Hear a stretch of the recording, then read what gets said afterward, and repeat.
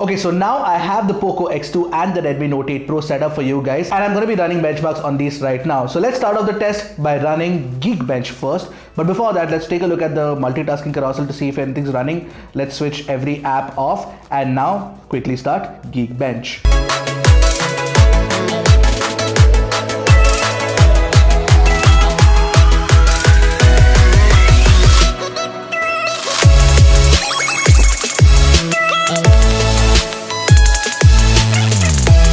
Alright, so now we're done with our first test, which is the Geekbench test, and as you can see, the single core and the multi-core score is higher on the Poco X2 compared to the Redmi Note 8 Pro, which means that the Snapdragon 730G is better at CPU performance compared to the MediaTek Helio G90T. Now let's run our next test, for which again I'm going to be cleaning out the multitasking carousel and the apps in the background, and I'm going to be running the storage benchmark test, which is an indicator of the storage read and write speeds on these phones. Let me run all the benchmarks right now, and yes.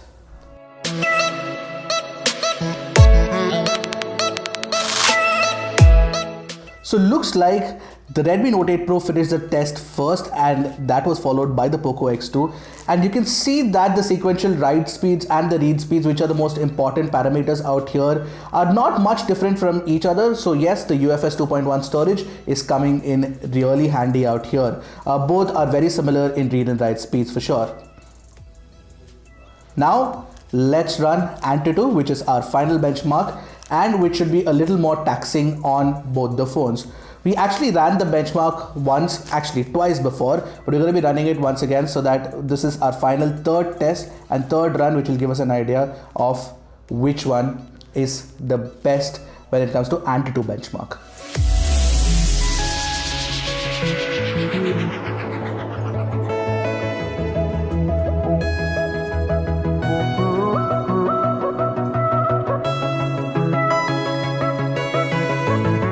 Alright, so now our Antutu benchmark has also run, and now you have the scores in front of you. While the Poco X2 did finish the benchmark first, we have the final scores, and you can see that the Redmi Note 8 Pro is ahead. Now, why is it ahead? Primarily because of excellent GPU performance and of course memory performance as well. But when it comes to UX performance, the Poco X2 is definitely better. So this was our finding of all the three benchmarks. Now let's get down to our Pubg gameplay test. Alright, so we've started playing Pubg. I'm not really good at it. You can see the FPS counter though. I'm going to be just testing this game. I'm not playing Battleground. I'm going to be playing TDM because I'm more of a Call of Duty person. So let me just do that. But at least you'll get to know what is the default graphics that it can run at. It runs at high, so it can go HD high. And of course, you can also enable anti-aliasing. But you know what? For the purpose of this testing, I'm going to be running at smooth and ultra, which will at least give us 40 FPS. So new settings have been there you go, immediately switch to 40 FPS, and I'm going to play Evo Ground FPP. Now you can see over here that a little bit of the UI is cut, but not much because of the notch. But otherwise, let's just quickly jump into the game. I'm going to be playing Pubg on this for 30 minutes and on the Redmi Note 8 Pro as well for 30 minutes. So let's start playing. So we're now 3 minutes in, and looks like the FPS is mostly stable. I'm going to be playing for a little more.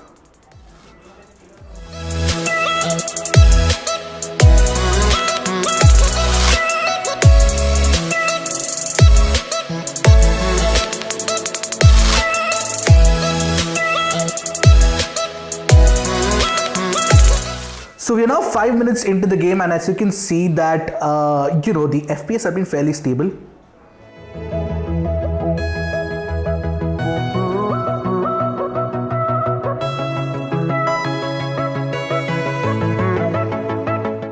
Alright, so we are in 20 minutes into the game, and you know what, it's been hovering, the FPS has been hovering between 35, 36, 37, 38, 39, and the max it has gone is to 41. Obviously in the end we will get a report of the frame rates You know what, helping us capture these frame rates is Gamebench, one of the best apps out there. So we're using Gamebench Pro to actually log in all the information for you guys. So do check the link out in the description below. Alright, so we're done with 30 minutes of the game, and now let's move on to the Redmi Note 8 Pro that's behind. Alright, so we're now going to be playing the game on the Redmi Note 8 Pro, and you know what, it can do smooth and extreme graphics unlike the Poco X2. I'm also going to keep anti-aliasing enabled and start the game, and you can see immediately that it's jumped to close to 60 FPS. So let's start the game and play for 30 minutes and find out how this phone can play better than the Poco X2 or not.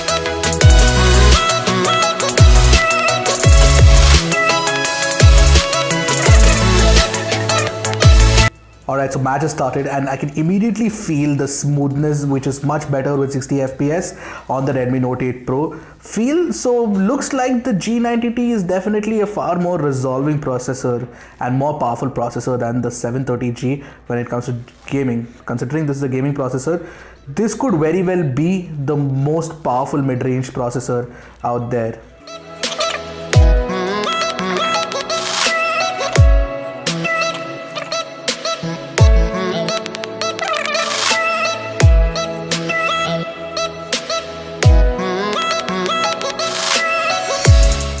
So alright, so we're at the fag end of the Redmi Note 8 Pro's gaming session of 30 minutes, and what I've noticed is that there are a lot of frame drops at Smooth Extreme. While it might run at Smooth Extreme, it is not very stable. I think the final Gamebench score should give us an idea of what the frame rate stability looks like.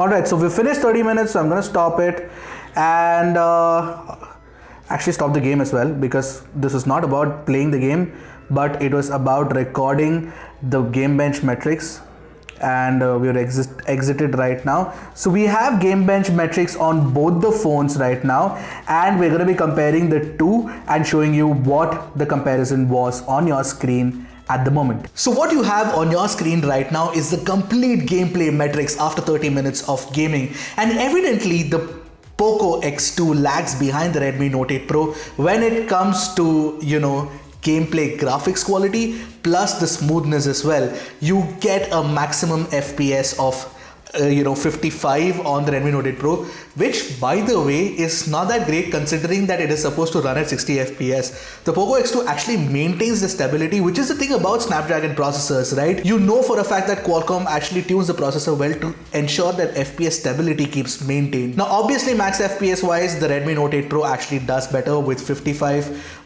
max FPS compared to Poco X2, which does 40. However, the FPS stability on MediaTek processors has never been great compared to Snapdragon, which you can see clearly out here. So even if you get lower graphics settings on the Poco X2, the FPS stability is better. Plus the battery level drop is much lower, and the temperature gain is also much lower. It just goes on the Poco X2, it just goes from 31 degrees to 38 degrees, whereas on the Redmi Note 8 Pro, the jump is very steep from 29 degrees to 43 degrees. Actually, the play environment was very similar. Despite that, the temperature gain was much higher on the Redmi Note 8 Pro. Now, overall, the estimated playtime that Gamebench has highlighted and given us is that the Redmi Note 8 Pro will last around 4 hours 33 minutes of gaming, whereas the Poco X2 will last you around 5 hours 59 minutes of gaming. Which means that Snapdragon is better for longer gaming sessions, like if you want to play more, then the Snapdragon 730G on the Poco X2 is better, but the Redmi Note 8 Pro is better when you want to have the smooth, very sweet gameplay. Alright, so that was our full performance comparison of the Poco X2 against the Redmi Note 8 Pro, and what's surprising is that the cheaper Redmi Note 8 Pro actually holds up really well and even beats the Poco X2.